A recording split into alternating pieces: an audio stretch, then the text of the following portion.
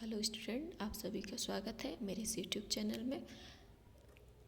जैसे कि हम पिछले वीडियो में प्रश्न क्रमांक 14 तक सभी प्रश्नों को हल कर चुके हैं। यदि अभी तक आपने वो वीडियो नहीं देखा है तो आपको इस चैनल के डिस्क्रिप्शन में उसका लिंक मिल जाएगा, उसको ज़रूर देखें। हम प्रश्न 15 शुरू कर रहे हैं। प्रश्न 15 हमारा कह रहा है, स्वीटी 75 मीटर भुजा वाले एक वर्गाकार जो पार्क है उसके चारों ओर दौड़ती है, और एक बुलबुल है जो 60 मीटर लंबाई और 45 मीटर चौड़ाई वाले आयताकार पार्क के चारों ओर दौड़ती है। मतलब एक आकृति है, हमने उसको पार्क मान लिया है, दौड़ती है।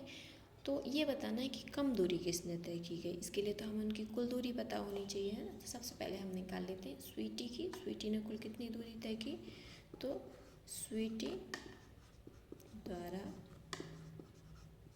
तय कुल दूरी एक किसके बराबर होगी, वर्ग के परिमाप के, वर्गाकार जो भी आकृति है उसके परिमाप के बराबर हो जाएगी। तो स्वीटी ने कितना किया, 75 के हिसाब से दूरी तय की। वर्ग का परिमाप होता है 4 गुणा भुजा, इसको गुणा कर देंगे, 75 चौका हो जाएगा 300 मीटर। तो जो स्वीटी ने दूरी तय की गई, स्वीटी ने जो दूरी तय की गई है, स्वीटी द्वारा तय दूरी हमारे पास आ गई 300 मीटर। हम निकाल लेते हैं बुलबुल ने कितनी दूरी तय की गई है। बुलबुल ही था, बुलबुल द्वारा तय दूरी, बुलबुल ने जो पार्क की दूरी तय की गई थी वह था आयताकार, तो ये आयत का परिमाप हो जाएगा, आयत का परिमाप। और आयत का परिमाप क्या होता है, 2 गुणा लंबाई और धन चौड़ाई। इसको 2 से गुणा कर दीजिए तो 2, लंबाई हमारे पास दी गई थी 60 और चौड़ाई थी 45, तो 2 गुणा 60 धन 45 हमारे पास कितना हो जाएगा, इसको जोड़ देते हैं। तो ये हो गया हमारे पास 210 मीटर, और इसको गुणा कर देंगे तो ये हो जाएगा हमारा 210 मीटर। तो 105 में 2 का गुणा करेंगे तो 210 मीटर। तो बुलबुल ने जो दूरी तय की गई है, ये बुलबुल ने दूरी तय की है 210, जबकि स्वीटी ने दूरी तय की गई है 300। तो स्वीटी की कम है कि बुलबुल की, यहाँ हम देख पा रहे हैं कि स्वीटी की दूरी कम है। तो हमारा जो आंसर आएगा कि जो हमारा आंसर आएगा बुलबुल आएगा, क्योंकि बुलबुल ने कम दूरी तय की है जबकि स्वीटी ने अधिक दूरी तय की है। स्वीटी ने 300 मीटर की दूरी तय की जबकि बुलबुल ने 210 मीटर की। तो इस प्रकार बुलबुल ने कम दूरी तय की गई है और जबकि स्वीटी ने ज़्यादा दूरी तय की गई है। ठीक, चलो देखते हैं अगला प्रश्न। तो प्रश्न 16 है हमारा कि हमें निम्नलिखित आकृतियाँ दी गई हैं और इनका हमें परिमाप निकाल के बताना है। ये आकृति दी गई, इस आकृति को देखिए, चारों तरफ से आपको दिख रहा है कि ये जो आकृति है 25-25 सेंटीमीटर की है। इसका मतलब ये जो दी गई आकृति है यह कैसी है, वर्गाकार आकृति है। तो वर्गाकार आकृति है तो इसका परिमाप क्या हो जाएगा, वर्ग का परिमाप, ये हो जाएगा 4 गुणा भुजा, और हमारे पास एक भुजा क्या है 4, और ये 25 बराबर 25 गुणा 4 100 सेंटीमीटर। तो इस आकृति का परिमाप हमारे पास क्या आ गया, 100 सेंटीमीटर। अगली आकृति देखते हैं। ये जो दूसरी आकृति है इसमें हम देख रहे हैं आमने सामने की भुजाएं एक समान है, और आमने सामने की भुजाएं एक समान किसकी होती हैं, आयत की। अर्थात ये दी गई आकृति हमारी कैसी है, आयताकार आकृति है। तो इसका परिमाप हो जाएगा, आयत का परिमाप बराबर 2 गुणा लंबाई और धन चौड़ाई, ये हमारा इसका परिमाप हो जाएगा। 2, लंबाई कितनी है 30, धन चौड़ाई कितनी है 20, और कुल मिला के हो जाएगा आपका 2 गुणा 50 बराबर 100 सेंटीमीटर। इस प्रकार इस आकृति का परिमाप भी कितना आ गया, 100 सेंटीमीटर। अगला देखते हैं। अगली आकृति जो हमें दी गई है दिख रही है आयताकार आकृति, और इसके आमने सामने की बजाय एक समान भी है, सामने 40-40 और 10-10। तो यहाँ पर क्या होगा, आयत का परिमाप। तो आयत का परिमाप हम निकाल लेंगे। आयत का परिमाप क्या होता है, 2 गुणा लंबाई और धन चौड़ाई, ये हमारे पास आयत का परिमाप होगा। 2, लंबाई कितनी है 40 और चौड़ाई कितनी है 10, इस प्रकार 2 गुणा 40 और 10 50 मतलब 100 सेंटीमीटर।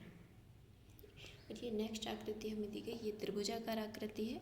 यहाँ देख रहे हैं 30 30 और 40, इसका मतलब ये जो दी गई आकृति है समद्विबाहु त्रिभुज है। तो त्रिभुज का परिमाप क्या होता है? त्रिभुज का परिमाप बराबर सभी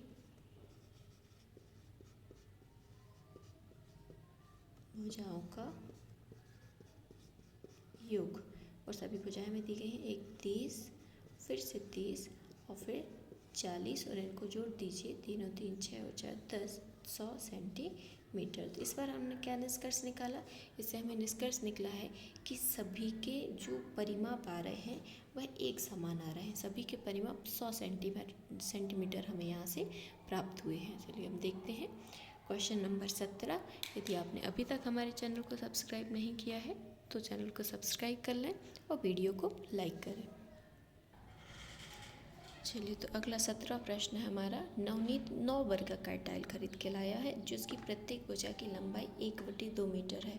वह इन टाइलों को एक वर्गाकार रूप में रखता है। नवनीत ने क्या किया, जो वो 9 टाइल्स लाया था उसने उसको ऐसे वर्ग बना के रख दिया।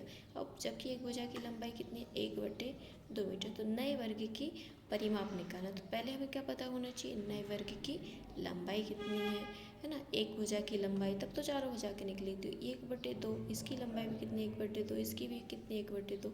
तो इनको जोड़ देंगे, 1/2 धन 1/2 धन 1/2। एलसीएम लेंगे तो क्या आ जाएगा? 2 और 1 2 3, तो 3/2। तो यहाँ पर जो वर्ग की लंबाई जो आ गई है, यहाँ पर लंबाई हमारे पास क्या आ गई? इस वर्ग की एक भुजा की लंबाई 3/2। तो नए वर्ग का परिमाप क्या होगा? सबसे पहले हमें पता चल गया, नए वर्ग की एक भुजा की लंबाई, एक भुजा की लंबाई कितनी हो गई? 3/2। तो यहाँ से वर्ग का हम परिमाप निकालेंगे। वर्ग का परिमाप बराबर हो जाएगा 4 गुणा भुजा होता है, 4 गुणा भुजा। तो 4 और भुजा की लंबाई है 3/2। तो 2 एकम 2, 2 दूनी 4, 2 गुणा 3 मतलब 6 मीटर। तो यहाँ से हमें वर्ग का परिमाप मिल गया 6 मीटर। अगला देखते हैं। तो हमारे पास बी नंबर का प्रश्न है जिसमें अब सैरी उसकी जो फ्रेंड है वो कह रही नहीं, मुझे ये व्यवस्था पसंद नहीं आई, मैं चाहती हूँ कि इसको तुम क्रॉस के रूप में रखो। तो उसने क्या किया, इसको क्रॉस के रूप में रख दिया।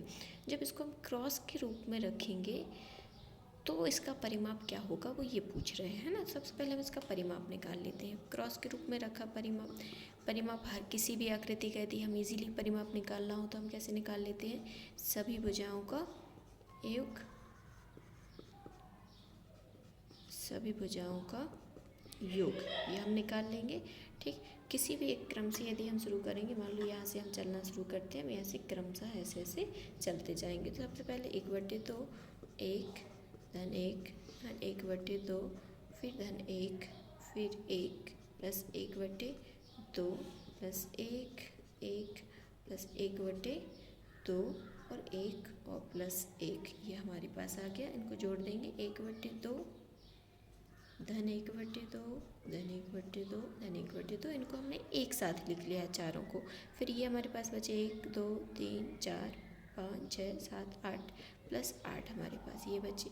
इसको जोड़ देंगे, 2 हमारे पास एलसीएम आ जाएगा इनमें, और इनको जोड़ेंगे तो 1 2 3 और ये 4 है, प्लस 8 हमारा है। तो ये हो जाएगा 4/2 और धन 8, 2 से डिवाइड कर दो, 2 दूनी 4, तो 2 धन 8 बराबर 10 मीटर। तो यदि हमने उसको क्रॉस के रूप में रखा तो उसका परिमाप कितना आ गया? 10 मीटर। अब अगला प्रश्न देखते हैं इसका।